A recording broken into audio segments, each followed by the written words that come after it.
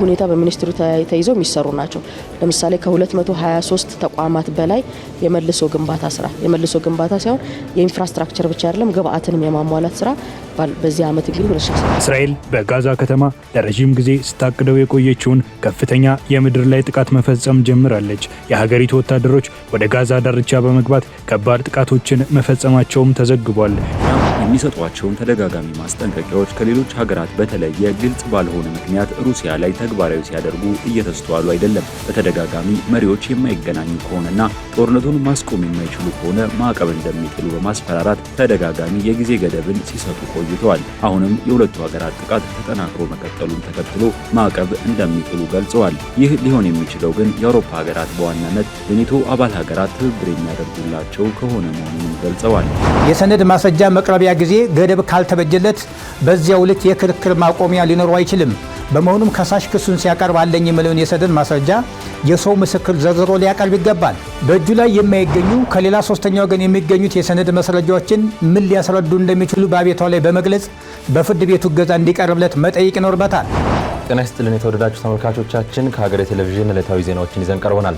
ዜናዎችን እያቀረብኩ ሱባሎ ጋሻው አብሬያችሁ ቆይታ አደርጋለሁ። አብራችሁ እንድትሆኑ ደግሞ አክብሮታዊ ግብዣዬ ነው። ቀዳሚ ወደምናደርገው ዜና አልፋለሁ። በግጭቶች ምክንያት የወደሙ የጤና ተቋማትን መልሶ ለመገንባትና ደህንነቱ የተጠበቀ አገልግሎት ለማስጀመር እየሰራ መሆኑን ጤና ሚኒስቴር አስታውቋል። የዓለም ህሙማን ደህንነት ቀን ደህንነቱን የጠበቀ የጤና እንክብካቤ ለሁሉም ጨቅላ ህጻናት በሚል መሪ ቃል ተከብሯል። ምህረት ደግፍ የሰላምና ጸጥታ ችግር ከኢኮኖሚያዊና ማህበራዊ ጉዳዮች ባሻገር በጤናው ዘርፍ ላይ የሚያስከትለው ጉዳት ከፍተኛ ነው። በሀገራችንም በተለያዩ አካባቢዎች ባሉ ግጭቶች ምክንያት በርካታ የጤና ተቋማት ወድመዋል። እነዚህን የጤና ተቋማት መልሶ ለመገንባትና ደህንነቱ የተጠበቀ አገልግሎት ለማስጀመር የጤና ሚኒስቴር ስራዎችን እየሰራ እንደሚገኝ የጤና ሚኒስቴር ዴኤታ ሳህረላ አብዱላሂ ተናግረዋል። የግጭት ያለባቸው አካባቢዎች በልዩ ሁኔታ በሚኒስትሩ ተይዘው የሚሰሩ ናቸው። ለምሳሌ ከ223 ተቋማት በላይ የመልሶ ግንባታ ሳይሆን የኢንፍራስትራክቸር ብቻ አይደለም ግብአትንም የማሟላት ስራ በዚህ አመት እንግዲህ 2017 ላይ ሰርተናል ማለት ነው። አሁንም ተጠናክሮ የሚቀጥል ይሆናል። ይሄ ማለት በግጭት የተጎዱ ተቋሞቻችን አንዳንዶቹ የፈራረሱ አሉ። መፈራረስ ብቻ ሳይሆን እቃንም ጭምር የማሟላት ስራ በደንብ እየተሰራ ነው የሚገኘው። የጨቅላ ህጻናትንም ከህክምናንም መሳሪያዎችን ከማሟላት አኳያ በልዩ ትኩረት እንግዲህ በተለይ እነዚህ አካባቢዎችን እንደ ሚኒስትሪ ራሱን የቻለ ኮንፍሊክት ኤሪያ ሪስቶሬሽን ተብሎ ራሱን ችሎ ማለት ነው እቅድ ተይዞለት በእቅድ እየተመራ ያለ ስራ ነው። የጸጥታ ችግር ባሉባቸው አካባቢዎች ያሉ ህሙማንን ደህንነት ማስጠበቅ የሁሉም ህብረተሰብ ክፍል ኃላፊነት መሆኑንም ሚኒስትር ዴኤታዋ አክለው ተናግረዋል። የዓለም ህሙማን ደህንነት ቀን ደህንነቱ የተጠበቀ የጤና እንክብካቤ ለሁሉም ጨቅላ ህጻናት በሚል መሪ ቃል በዛሬው ዕለት ተከብሯል። ጤና ሚኒስቴርም የህሙማን ደህንነት ቀንን በአለርት አጠቃላይ ስፔሻላይዝድ ሆስፒታል አክብረዋል። ሆስፒታሉ ከዚህ ቀደም ከነበረበት የአገልግሎት አሰጣጥ ችግሮች ተላቆ ወደ ለህሙማን ምቹና ደህንነቱ የተጠበቀ አገልግሎት ለመስጠት እየሰራ እንደሚገኝም የሆስፒታሉ ዋና ስራ አስኪያጅ ዶክተር ሽመልስ ገዛኸኝ ገልጸዋል። እኛ እንደ አለርት ሆስፒታል እንግዲህ አንደኛ በርካታ ስራዎች እየተሰሩ ነው ያሉት። የሚቀሩ ስራዎች አሉ፣ የተሰሩ ስራዎች አሉ። እየተሰሩ ያሉት አንዱ ለአካሚም ለአገልጋዩም ተገልጋዩም ምቹ የሚያደርግ ስራ አንዱ ይሄን ከህሙማን ደህንነት ጋር የተገናኘ ነው። በጣም ከባድ የሆነ ኤሌክትሪክ ኬብል፣ ሌሎች አደጋ ሊያደርሱ የሚችሉ ለመኝታ ክፍልም በሌላ ቦታ ነበሩ። እሱን አስተካክለናል። አገልግሎት ጥራት ማሻሻል፣ የአገልግሎት ማነቆችን በየቦታ እየተከታተሉ መፍታት ይሄ ከህሙማን ደህንነት ፓኬጅ ውስጥ የተካተተ ነው። ከጨቅላ ህጻናት ደህንነት ብለን ስናከብር ዘንድሮ የጨቅላ ህጻናት አገልግሎት ምን ይመስላል እኛ እንደ ተቋም በርካታ ክፍተቶች ነበር፣ አስተካክለናል። የህሙማን ደህንነትን ማረጋገጥ የጤና ሚኒስቴር ዋነኛ ዓላማ መሆኑን የሚገልጹት የጤና ሚኒስትር ዴኤታዋ ሳህረላ አብዱላሂ በበኩላቸው በጤና አገልግሎት ዙሪያ ያሉትን ችግሮች ለማሻሻል እየተሰራ መሆኑን ጠቁመዋል። ደህንነቱን የጠበቀ አገልግሎት ለመስጠት እንዲያስችል ኢንተርናሽናል የሆነ የአክሬዲቴሽን ሰርቲፊኬት ዘንድሮ እንጀምራለን ብለን ስታንዳርዶቹን አጽድቀናል። የሰልፍ አሰስመንቶቹን ዲጂታላይዝ የማድረግ ስራዎችን እየሰራን ነው። ይሄንን ደግሞ ሰልፍ አሰስመንት ደግሞ እያንዳንዱ ሆስፒታል ሲሰራ ደግሞ ስልጠናዎች ቴክኒካል የሆኑ ስልጠናዎች ማግኘት ስላለባቸው በዚህ አመት ስልጠናዎችን ከአየርላንድ በመጡ በጣም ቴክኒካል ባለሙያዎች ለሆስፒታሎቻችን ስልጠናዎችን ሰጥተን አዘጋጅተናል ማለት ነው። ስለዚህ ዲሲር ይሄ የምንሰራው ስራ ህብረተሰባችን አንደኛ የሚተማመነው ጤና ተቋም እንዲሆን ምቹ ከማድረግ አኳያ መፍጠር ነው። ሁለተኛው ደግሞ ኳሊቲም ደህንነትንም ሴፍቲንም አብሮ አያይዞ መስራት እንግዲህ ትልቁ ስራችን ነው። ይሄንን እያጠናከርን እንቀጥላለን። የዓለም የህሙማን ደህንነት ቀን እንደ አውሮፓውያን አቆጣጠር ከ2019 ጀምሮ በመከበር ላይ የሚገኝ ሲሆን የህሙማን ደህንነት ከውልደት በሚል መፈክር በኢትዮጵያ ለ7ኛ ጊዜ ተከብሮ ውሏል። በደብረ ብርሃን የሚገኙ ተፈናቃዮች በቂ ድጋፍ እየቀረበላቸው አለመሆኑን ተናግረዋል። በመንግስት በኩል የሚሰጠው እርዳታ በ45 ቀን ይደርሳል ቢባልም በ2 እና በ3 ወራት ልዩነት እንደሚሰጣቸው የገለጹ ተፈናቃዮቹ ከመዘግየት ባለፈ የተሟላ ድጋፍ አይደለም ብለዋል። ማህሌት አማረ ካለፉት 5 ዓመታት ጀምሮ በኦሮሚያ ክልል ምዕራብ ወለጋ ዞን ተፈናቅለው በደብረ ብርሃን በሚገኙ የተፈናቃይ መጠለያ ጣቢያዎች ውስጥ የሚገኙ ተፈናቃዮች ችግር ላይ መሆናቸውን ለጣቢያችን ተናግረዋል። በቻይና በባቄሎና በይንሸት በሚል መጠሪያ ባላቸው መጠለያ ጣቢያዎችም ውስጥ ይገኛሉ ተፈናቃዮቹ ወቅቱ የክረምት ወቅት መሆኑ ነገሮችን እንዳከበደባቸውም ተናግረዋል። በተለይም የሚኖሩባቸው በሸራ የተሰሩ መጠለያዎች ዝናብና ፀሐይ ስለተፈራረቀባቸው ማፍሰስ መጀመራቸውንም ነግረውናል። በተለይ ባቄሎ መጠለያ ጣቢያ መሬቱም ረግረጋማ ውሃማ ስለሆነ ባን ነው። አሁን ከውስጥም ይመነጫል ከመሬት ከላይም ደግሞ ሸራው ሳስቶ አሁን እያፈሰሰ ነው በሙሉ። በዝናቡ ዙሪያ በጣም አስቸጋሪና ከባድ ነው ጉዳዩ። በደብረ ብርሃን በሚገኙ መጠለያ ጣቢያዎች ውስጥ ለሚገኙ ተፈናቃዮች የአዲስ ዓመት በዓልን ምክንያት በማድረግ የበጎ አድራጎት ተቋማት ድጋፍ ማድረጋቸው ተገልጿል። ምንም እንኳን መንግስት በየ45 ቀኑ እርዳታ ይሰጣል ቢባልም በ2 እና በ3 ወር እንደሚሰጣቸው አንስተዋል። የሚመጣው እርዳታ ሙሉ ፓኬጅ ማለትም ዘይት፣ ዱቄትና ክክ ያካተተ አይደለም፣ ጥሬ በቆሎ ብቻ ነው እየተሰጠን ያለው ብለዋል። አብዛኛው ሰው ቤተሰቡ ብዙ በመሆኑ የሚሰጣቸው እርዳታ በቂ እንዳልሆነም ያነሳሉ። በርካታ ሰዎችም ልጆቻቸውን የሚመግቡት እየተቸገሩ በመሆኑ ሰዎች ራሳቸውን ለማጥፋት ሙከራ እያደረጉ ስለመሆናቸውም ተናግረዋል። የሚተኙት መሬት ነው፣ የሚበሉት የለም። ስለዚህ ያው ከቀን ቀን ደግሞ መንግስትም ሁሉም መሸፈን አልቻለም። በመንግስት በኩልም ምግብ አቅርቦቱንም ያው ቅድም እንዳልኩት ሙሉ ለሙሉ መሸፈን አልቻለም እና ችግሩ ከባድ ነው። በጣም አሰቃቂ ነው፣ አስቸጋሪም ነው።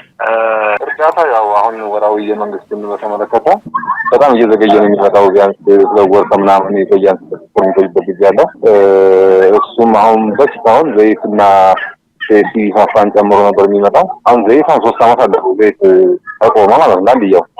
ሲቀጥል ደግሞ ፋፋም አልፎ አልፎ ነው እንጂ ብዙ አይመጣም። ሲቀጥል ደግሞ በፊታውን ስንዴ ነበረ፣ ስንዴም በቆሎ ነው የሚመጣው። የተፈናቃዮችን ቅሬታ ይዘን ስለ ጉዳዩ ማብራሪያ እንዲሰጠን ወደ ሰሜን ሸዋ ዞንና የአማራ ክልል አደጋ ስጋት አመራር ኮሚሽኖች በተደጋጋሚ ስልክ ብንደውልም ምላሽ ልናገኝ አልቻለም። በኢትዮጵያ በተለያዩ አካባቢዎች በተፈጥሮ አደጋዎችና በግጭት ምክንያት ከቀያቸው የተፈናቀሉ ሰዎች ቁጥር ከ4 ሚሊዮን መብለጡን የተባበሩት መንግስታት ድርጅት መረጃ ያሳያል። እስራኤል በጋዛ ከተማ ከፍተኛ የምድር ላይ ጥቃት መፈጸም ጀምራለች። ይህን የተጠናከረ ጥቃት ተከትሎ በሺዎች የሚቆጠሩ ፍልስጤማውያን የመኖሪያ ቀያቸውን እየለቀቁ መሆኑም ተገልጿል። የእስራኤሉ መከላከያ ሚኒስትር እስራኤል ካትዝ በበኩላቸው ጋዛ እየተቃጠለች ነው ብለዋል። አልታየህ ኪዳኔ እስራኤል በጋዛ ከተማ ለረጅም ጊዜ ስታቅደው የቆየችውን ከፍተኛ የምድር ላይ ጥቃት መፈጸም ጀምራለች። የሀገሪቱ ወታደሮች ወደ ጋዛ ዳርቻ በመግባት ከባድ ጥቃቶችን መፈጸማቸውም ተዘግቧል። ይህንን የተጠናከረ ዘመቻ ተከትሎ ፍልስጤማውያን ከዚህ ቀደም ከጋዛ ከተሰደዱና በመቶ ሺዎች ከሚቆጠሩ የጋዛ ነዋሪዎች ጋር እየተቀላቀሉ መሆኑ ተሰምቷል። በጋዛ የተጀመረው ወታደራዊ ዘመቻ መካከለኛው ምስራቅን ውጥረት ውስጥ ከቷታል። ዓለም አቀፉ ማህበረሰብም እስራኤል የጀመረችውን ጥቃት ታቆም እየጠየቀ ይገኛል።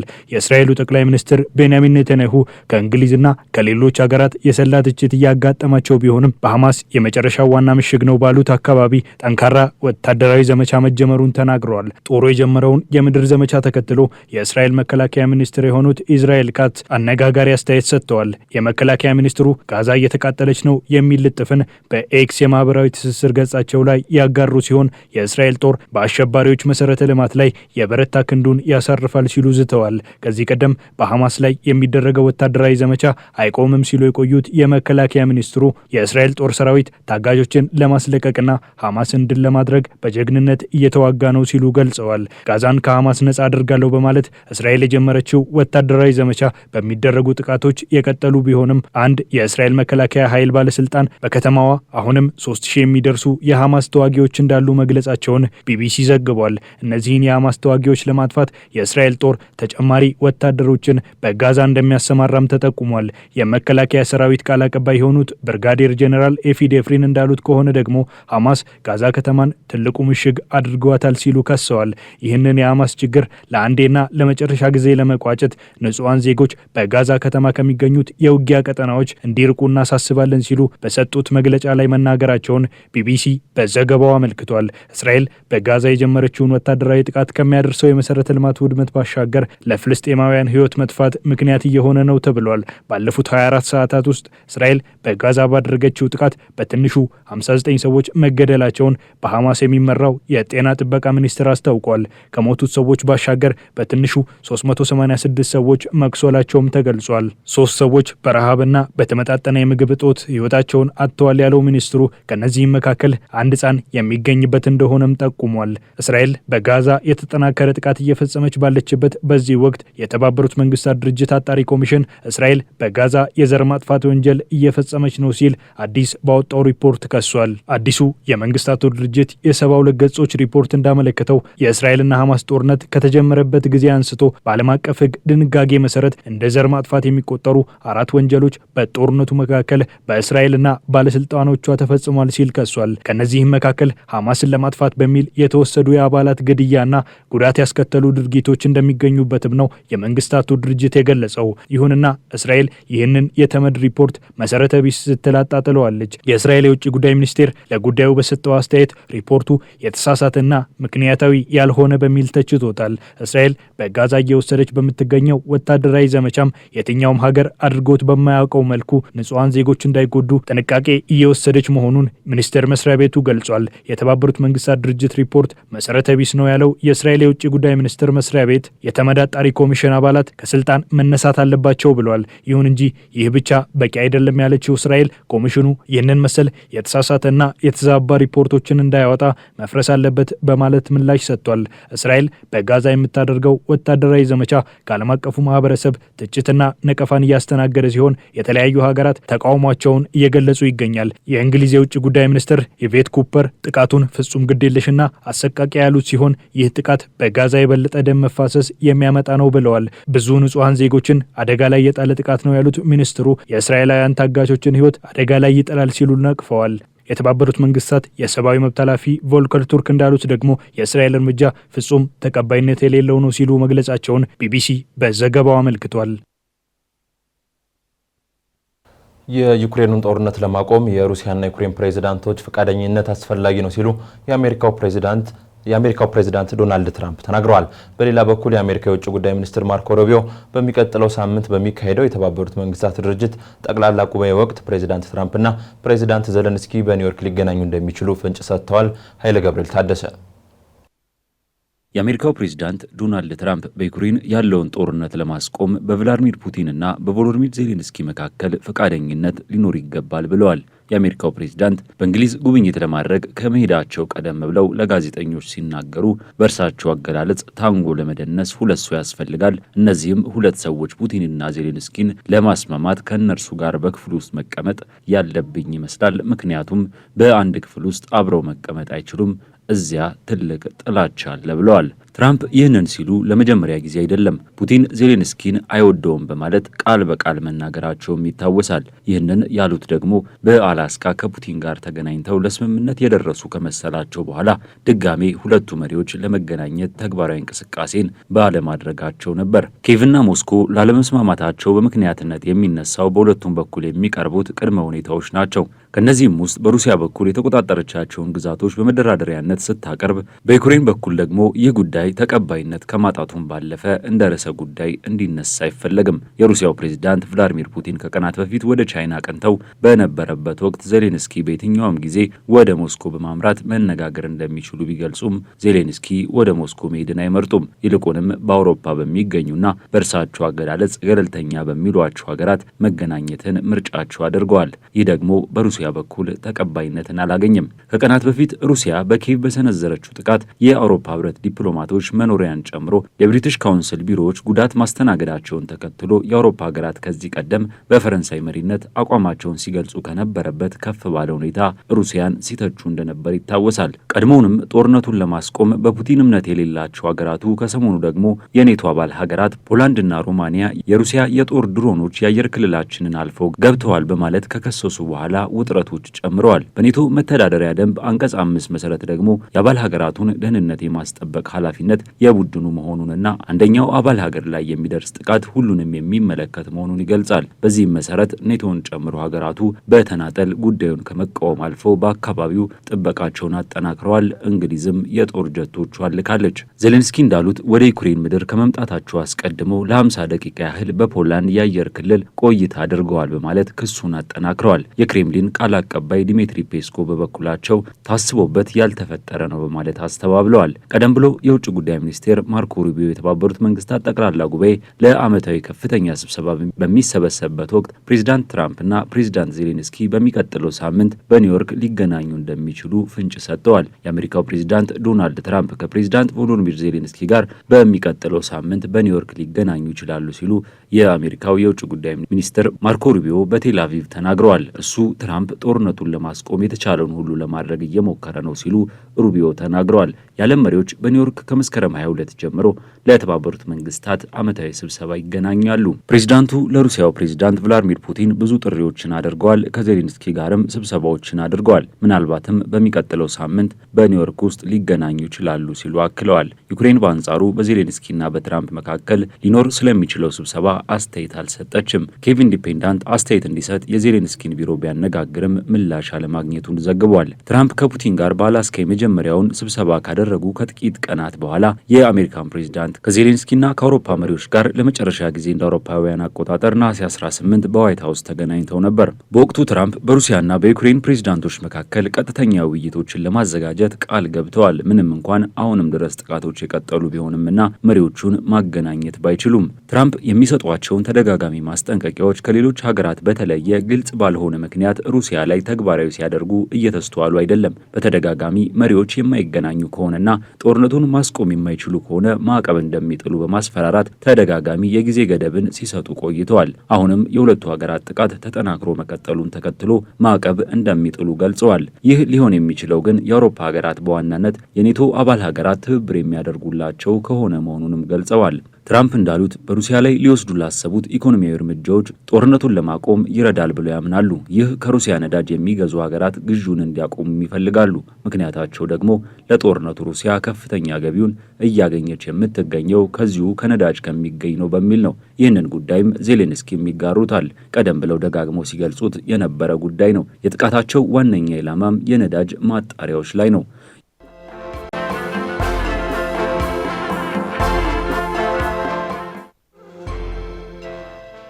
ሀገሬ ዜና እንደቀጠለ ነው። የተወደዳችሁ ተመልካቾቻችን፣ አሁን ደግሞ ወደ አጫጭር መረጃዎች እናልፋለን። በአዲስ አበባ ሾላ ገበያ ማዕከል ላይ ትላንት መስከረም 6 ቀን 2018 ዓ.ም ከምሽቱ 5 ሰዓት ተኩል ባጋጠመ የእሳት አደጋ በተወሰኑ የንግድ ሱቆች ላይ ጉዳት መድረሱ ተገልጿል። የአዲስ አበባ ከተማ የእሳትና አደጋ ስጋት ስራ አመራር ኮሚሽን የአደጋ ጊዜ ሰራተኞች የእሳት አደጋው ተስፋፍቶ የከፋ ጉዳት ሳይደርስ መቆጣጠር የቻሉ ሲሆን በሁለት ሰዎች ላይ ቀላል ጉዳት ደርሷል። በአደጋው በንብረት ላይ የደረሰው ጉዳትና የአደጋው መንስኤ እየተጣራ መሆኑንም ኮሚሽኑ አስታውቋል። ሾላ ገበያ ማዕከል የተገነባበት ግብአትና የግብይት ስርዓቱ ለአደጋ የተጋለጠና አደጋ ሲያጋጥም የአደጋ ጊዜ ተሽከርካሪ የማያስገባ ነው የተባለ ሲሆን ከዚህ ቀደምም ተመሳሳይ አደጋ ማጋጠሙን ኮሚሽኑ አስታውቋል።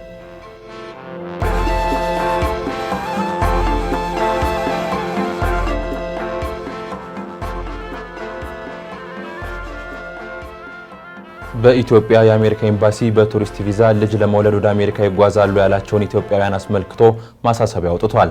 በማሳሰቢያውም በርካታ የቱሪስት ቪዛ ያላቸው ወላጆች ለመውለድ ዓላማ ወደ አሜሪካ እንደሚጓዙ የገለጸ ሲሆን በዛም ለሕክምና እንክብካቤ ወጪያቸው የመንግስትን የገንዘብ ድጋፍ ይጠቀማሉ ብሏል። እነዚህም ወጪዎች በዋናነት ወደ አሜሪካ ግብር ከፋዮች እንደሚተላለፉ የገለጸው ኤምባሲው ይህም ዜጎችን ለከፍተኛ ወጪ የሚዳርግ መሆኑን አስታውቋል። በዚህ መንገድ ወደ ሀገሪቱ የገቡ ዜጎች የአሜሪካ ቪዛ ለማደስ በሚያመለክቱበት ወቅት ቪዛቸው ተቀባይነት ላይኖረው እንደሚችልም አመላክቷል።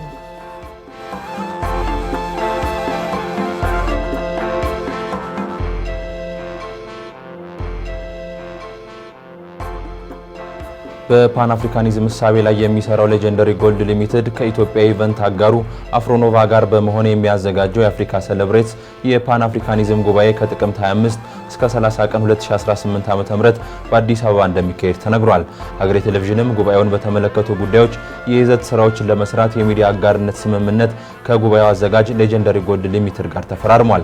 ጉባኤው አፍሪካውያንን በአህጉራዊ ጉዳዮች ላይ በጋራ እንዲቆሙ አንድ ላይ ያሰባስባል የተባለ ሲሆን ለአምስተኛ ጊዜ በሚካሄደው በዚህ ጉባኤም 41 የአፍሪካ ሀገራት ይሳተፋሉ ተብሎ እንደሚጠበቅ ተሰምቷል። በወጣቶች ሴቶችና ህጻናት በባህል፣ በፋሽን፣ በተለያዩ ኢኮኖሚያዊና ፖለቲካዊ አህጉራዊ ጉዳዮች ላይ የሚያተኩሩ በርካታ ውይይቶች ይካሄዳሉ ተብሎም ይጠበቃል።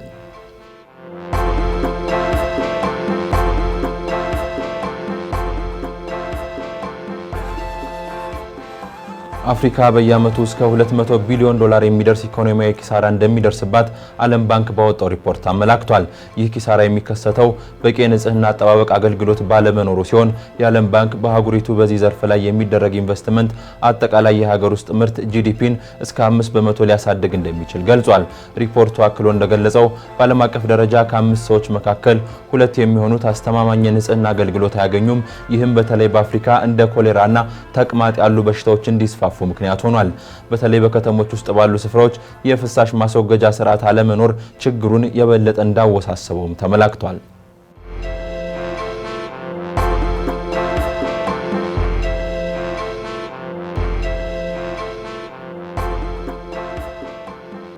የእስራኤል መከላከያ ሰራዊት ጊዜያዊ መተላለፊያ ኮሪደር መክፈቱን አስታውቋል። ይህም ሲቪሎች ከጋዛ ከተማ ወደ ዋዲ ጋዛ ደቡባዊ አካባቢዎች ለቀው እንዲወጡ ለማድረግ ነው ብሏል። የእስራኤል መከላከያ ሰራዊት ነዋሪዎች የተወሰነላቸው መንገድ ብቻ እንዲጠቀሙና በጸጥታ አስከባሪዎች የሚሰጡትን መመሪያዎች እንዲከተሉ ጠይቋል። ኮሪደሩ ከዛሬ መስከረም 7 ከቀኑ 12 ሰዓት ጀምሮ እስከ መስከረም 9 ከቀኑ 12 ሰዓት ድረስ ክፍት ሆኖ ይቆያል።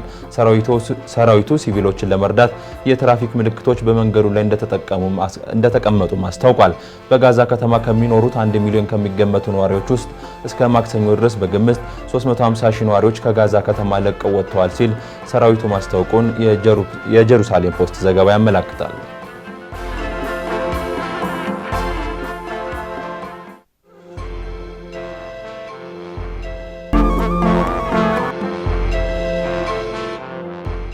አዲሱን የትምህርት ዘመን መሰረት አድርገው ለገበያ የቀረቡ የትምህርት ቁሳቁሶች ዋጋ ጭማሪ ማሳየቱ ተነግሯል። በአዲስ አበባ ሾላ ገበያ ተንቀሳቅሳ ሸማቾችንና ነጋዴዎችን ያነጋገረችው ምህረት ደግፍ ተከታዩን አዘጋጅታለች።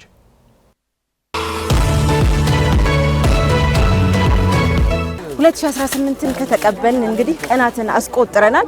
ወርሃ መስከረም ከበዓላት ግብይቶች ባሻገር እንግዲህ አዳዲስ ነገሮች በስፋት የሚጀመሩበት ትምህርት ቤቶች የሚከፈትበት እንደመሆኑ መጠን በተለይም ደግሞ ወላጆች ለልጆቻቸው ለተማሪዎች የትምህርት ቁሳቁሶችን የሚያሟሉበት ወቅት እንደመሆኑ መጠን ለትምህርት ቁሳቁስ የሚያስፈልጉ እንደ ቦርሳ፣ ምሳቃ እንዲሁም ደግሞ ሌሎች ደብተርን የመሰሉ ግብአቶች አሁን ላይ ያላቸው ዋጋ ምን ይመስላል፣ ገበያው ምን ይመስላል የሚለውን ቃኝተን የምንመለስ ይሆናል። ገበያው ጥሩ ነው፣ በጣም ቆንጆ ነው። ዋጋውም ርካሽ ነው፣ ካምናውም ቀንሷል። ቢያንስ እየቀነሰ ነው። ቢያንስ አንድ ደብተር ከ500 ጀምሮ አለ። እሺ 500 600 700 እያለ ይቀጥላል። ምሳቃ ትንሽ አሁን ምሳቃ ነው ከፍተኛ ዋጋ በጣም መተወደደ የሚባለው ምሳቃና የምሳቃ ቦርሳዎች ምናምን እነሱ ውድ ናቸው። በጣም ካምናው በጣም በእጥፍ ነው የጨመረው። የዘንድሮ እንግዲህ ከዩኒፎርምና ከምሳቃ ከቦርሳ ይልቅ በጣም የተወደዱት እነሱ ናቸው። ደብተር ሌሎቹ ነገር ደህና ናቸው። ካምናው ምንም ብዙ ልዩነት በቃ ትልቁ ራዲካል 700 ነው። ሌላው 555 6 አለ። ተማሪ ያሳየው ምሳቃ ቦርሳ በምን ያህል ዋጋ እየተሸጠ ነው? በአሁኑ ሰዓት ታምና 1000 ብር 800 የነበረው አሁን 1500 2000 ገብቷል። ብዙ ልዩነት ነው ያለው። እነሱ በጣም ጭማሪ ነው ያለው።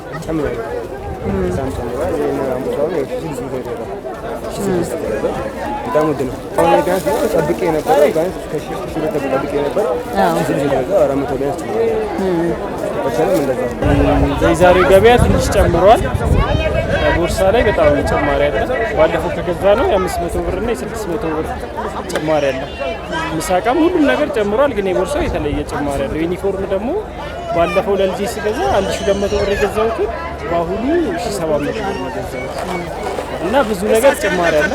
የዩኒፎርሙ ምናምን ግን በጣም ጭማሪ አለ። ተመልካቾቻችን እንግዲህ የዘንድሮ የትምህርት ቁሳቁስ ገበያ ምን ይመስላል የሚለውን ተዟዙረን ለመቃኘት ሞክረናል። የደብተር ዋጋ ከ500 እስከ 700፣ የእርሳስ ዋጋ ከ80 ብር እስከ 120 ብር፣ የቦርሳ ዋጋ እንዲሁም ደግሞ ሌሎች ለትምህርት ቁሳቁስ የሚያስፈልጉ እቃዎች በሙሉ የሚሸጡበት ዋጋ ዝቅተኛና ከፍተኛ መጠኑን ለመቃኘት ሞክረናል። ህብረተሰቡ አቅሙ በፈቀደው መልኩ የገዛ እንደሆነ እንግዲህ ተዟዙረን ስንመለከት ለማየት ችለናል ማለት ነው። ዘንድሮ ከአምናው በተለየ አብዛኛው የትምህርት ቁሳቁስ በከፍተኛ ሁኔታ መጨመሩን ያነጋገርናቸው ገዢዎች እንዲሁም ደግሞ ነጋዴዎች አጋርተውናል።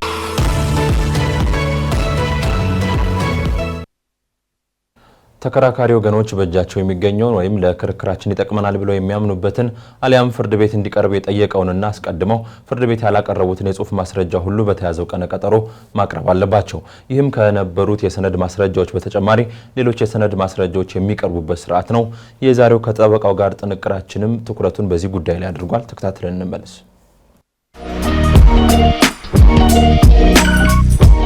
ጤና ይስጥልን። ጠበቃ እንዳርጌ ካሴ ነኝ። በክርክር ወቅት የሰነድ ማስረጃ መቼ ሊቀርብ እንደሚችል ገነ ከመረጃ ላካፍላችሁ። ተከራካሪ ወገኖች በፈለጉ ጊዜ ትንፋሽ እየሰበሰቡና እረፍት እየወሰዱ የሚያቀርቡት የሰነድ ማስረጃ ሊኖር አይገባም። የሰነድ ማስረጃ መቅረቢያ ጊዜ ገደብ ካልተበጀለት በዚያው ልክ የክርክር ማቆሚያ ሊኖረው አይችልም። በመሆኑም ከሳሽ ክሱን ሲያቀርብ አለኝ የሚለውን የሰነድ ማስረጃ የሰው ምስክር ዘርዝሮ ሊያቀርብ ይገባል። በእጁ ላይ የማይገኙ ከሌላ ሶስተኛ ወገን የሚገኙት የሰነድ ማስረጃዎችን ምን ሊያስረዱ እንደሚችሉ በአቤቷ ላይ በመግለጽ በፍርድ ቤቱ እገዛ እንዲቀርብለት መጠየቅ ይኖርበታል። ተከሳሽም መከላከያ መልሱን ሲያቀርብ ሊከላከልለት የሚችለውን የሰነድ ማስረጃና የሰው ምስክር ዘርዝሮ ማቅረብና በእጁ የማይገኙ ወይም በራሱ አቅም ማቅረብ የማይችላቸውን የሰነድ ማስረጃ በፍርድ ቤቱ በኩል እንዲቀርብለት ማመልከት ይኖርበታል።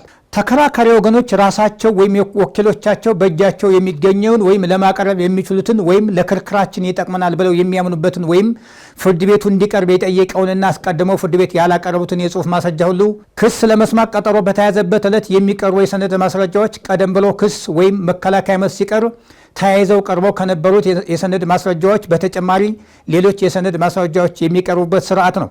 ተከራካሪ ወገን ቀደም ብሎ ክሱን ሲያቀርብ ወይም መከላከያ መልስ ሲሰጥ አያይዞ ማቅረብ የነበረበትን የሰነድ ማስረጃ ክስ ለመስማት በተያዘው ቀነ ቀጠሮ ያቀርባል ሲባል ቀደም ብሎ ክሱን ሲያቀርብ ወይም መከላከያ መልሱን ሲያዘጋጅ በእጁ ያልገባ ግን መኖሩ የተረጋገጠ የሰነድ ማስረጃ ሊሆን ይችላል። እንዲሁም በወቅቱ ክሱን ሲያቀርብ ለማያያዝ ጊዜ ሳይበቃው ክስ ለመስማት በተያዘው ቀጠሮ አቅርባለሁ ያለውን የሰነድ ማስረጃ ብቻ ሳይሆን የከሳሽ ክስ በተከፈተበት ዕለትና ክስ ለመስማት በተሰጠው ቀጠሮ ባሉት ቀናት መካከል ተከራካሪ ወገን ያገኘውን ጠቃሚ ማስረጃ ክስ ለመስማት በተያዘው ቀጠሮ የመዝገቡ አካል እንዲሆንለት ማድረግ ይችላል። ተከራካሪ ወገኖች ክስ ለመስማት በተያዘው ቀነ ቀጠሮ የሰነድ ማስረጃ ለማቅረብ ያልቻሉበትን በቂ ምክንያት በመሐላ ቃል በመግለጽ የክርክራቸው አካል እንዲሆን ማድረግ ይችላሉ።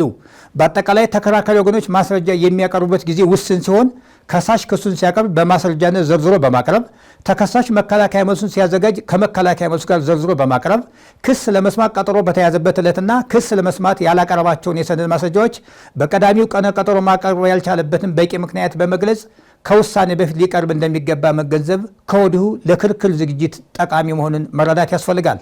አመሰግናለሁ።